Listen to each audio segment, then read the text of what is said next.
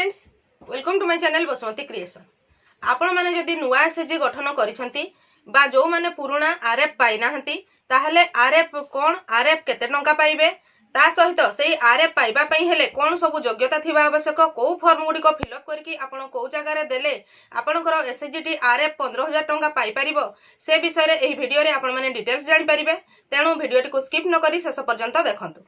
Channel T को प्रथम थर पई देखुतिले सब्सक्राइब कर नियंतु एवं पाखरे थिबा घंटी चिन्हटी को टिपी ऑल बटन को प्रेस कर दियंतु ताहले आपण माने मोर आगामी वीडियो रो नोटिफिकेशन ठीक समय रे पाई परिबे। देखंतु प्रथम रे आमे जानिबा जे आरएफ कोन ताहा केते टंका मिली थाय एवं को माने पाई पारथांती। आरएफ होची हमरो रिवॉल्विंग फंड, ओडिया रे होची आवर्तन पांठी बा गरीब सहायता पांठी।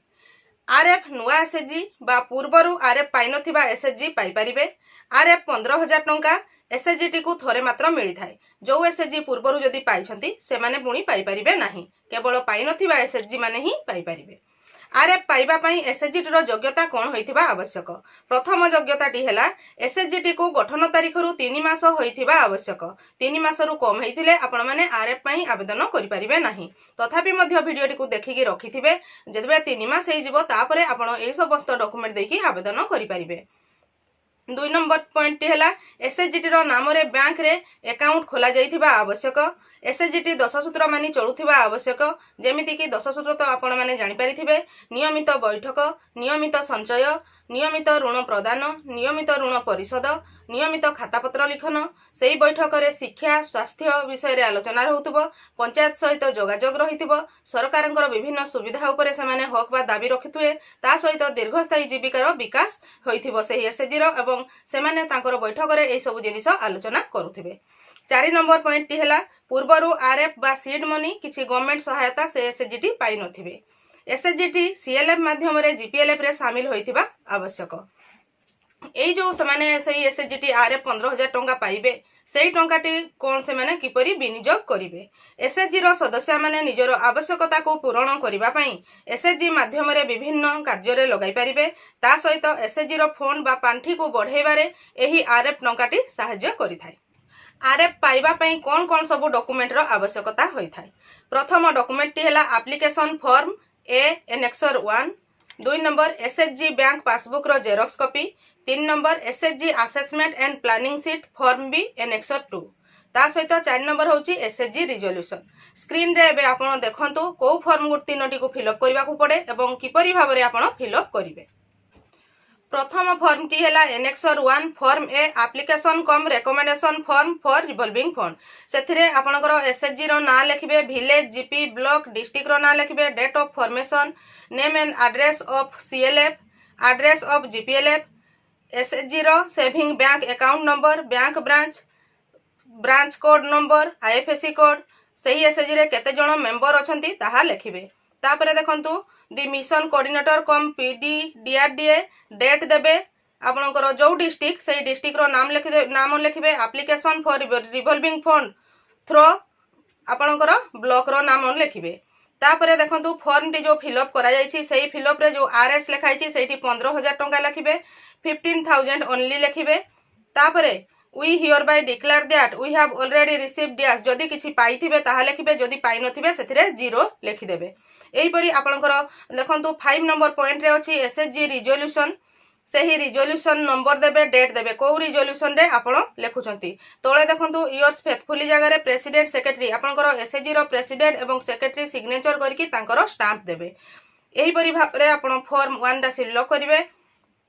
तापरे form B SHG assessment format एहिथिरे आपनकर एसएचजी रो ना एवं एड्रेस लिखिबे। तापरे देखंतु सेथिरे आपनकर जो 10 सूत्र मानि कि एसएचजी की चलुछि कि नाही एहिथिरु जणा पड़िबो। एहिथिरे राइट साइड रे देखंतु यस और नो अछि, सब जगह रे जदी आपण यस लिखिबे ताहाले जाय कि आपण आरएफ टंकाटी पाई परिबे। स्क्रीन रे देखिबे एसएचजी रो लास्ट 3 मंथ रे हेछि कि नाही, एसएचजी से संचय करूछंती कि नाही, रेगुलर मीटिंग होछि कि नाही, संचय होछि कि नाही डिटेल्स लेखा हेछि। सेथिरे आपण सेगुडी को यस लिखिबे। तापरे देखंतु राइट साइड रे अछि name of the CRP with signature आपनकर आंचलिक मंचर सीआरपीसीएम से जगह रे सिग्नेचर करिवे। लेफ्ट साइड रे name of the CLF member, CLF बा आंचलिक मंचर प्रेसिडेंट सेक्रेटरी सिग्नेचर करके तांकर स्टाम्प देबे। एहीपरि भाव में आपण मैंने फिलअप करेंगे। तापर डेट एंड प्लेस जो देसी आपणकर से प्लेस एवं डेट देवे। तापर नेक्स्ट फॉर्म टी है आमर SHG RF planning seat. SHG RF planning seat आपणकर से आरएफ पाइबा पाइले आपण कौन करेंगे से प्लानिंग सीट देवे।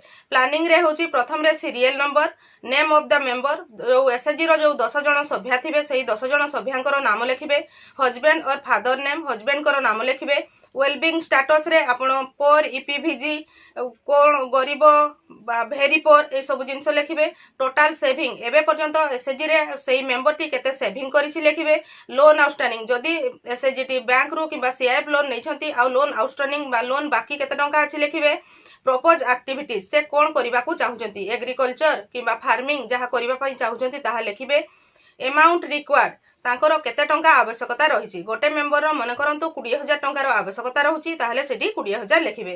अमाउंट सैंक्शन जोटा से माने जते रिक्वायर करछंती जते चाहिछंती सेही टंकाटा को सैंक्शन घरे मध्ये लिखि परिबे किबा ताठारु जदी कम तांकर आवश्यकता अछि 20,000 जगह रे 15,000 सेथिरे लिखि परिबे।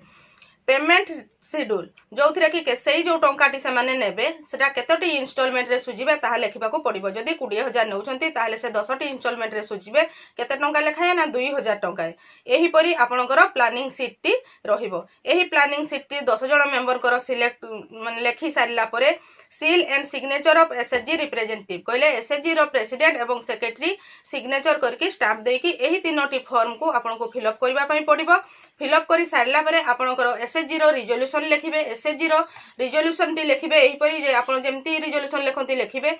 मु गोटे प्रस्तावटी कहि दउछि जोटा कि हैला हमर आरएफ बा रिवॉल्विंग फंड विषय रे आलोचना करा गला। आम एसएचजी रो नाम माँ तारिणी एसएचजी, गठन तारीख 1/12/2023। आम माँ तारिणी एसएचजी टी आरएफ सहायता 15,000 टंका पाइनाहु, तेणु आमे ओएलएम को जणावछु कि आरएफ 15,000 टंका आम एसएचजी को दिया जाऊ। आरएफ दिया गले आम एसएचजी रो पांठी बढ़िबा सहित उन्नति होई पारिबो। एटा गोटे प्रस्ताव रे लिखिबे। एही रिजोल्यूशन टी को पुणी जेरॉक्स करिवे। जेरॉक्स करला सहित आपणकर जो पूर्वरु तीनोटी फॉर्म कहली सेही तीनोटी फॉर्म को फिलअप करिकी एसएचजी रो पासबुक जेरॉक्स एवं एही रिजोल्यूशन जेरॉक्स को एकत्र करिकी आपणकर आंचलिक मंचर सीआरपी बा आपणकर जीपीएलएफ रो एमबीके दीदी को जरिया रे आपणकर ब्लॉक रो बीपीएम बा बीएलसी को पाख को पहुंचेबा माने सेमानक पाखरे सेही फॉर्म टी पहुंचीबा आवश्यक। ब्लॉक ताहाकू अप्रूव करिकी डिस्ट्रिक्ट को पठेबे एवं डिस्ट्रिक्ट रु आपणकर एसएचजी रो सब डाटा को चेक करिकी ताहा अप्रूव हेबो। तापरे आपणकर एसएचजी रो अकाउंट को एही आरएफ 15,000 टंकाटी आसीबो। मु आशा करूछि आपण माने एही वीडियो माध्यम रे आरएफ कोन को माने योग्य को फॉर्म को फिलअप करिवे किपरि भाबरे फिलअप करिवे फिलअप करी सारी की कहा पाखरे देबे डिटेल्स जानि परिथिबे। आजिरो वीडियो रे बास एतिकी। आजिरो वीडियोटी को आपण शेष पर्यंत देखिथिबारु आपनको बहुत बहुत धन्यवाद। नमस्कार।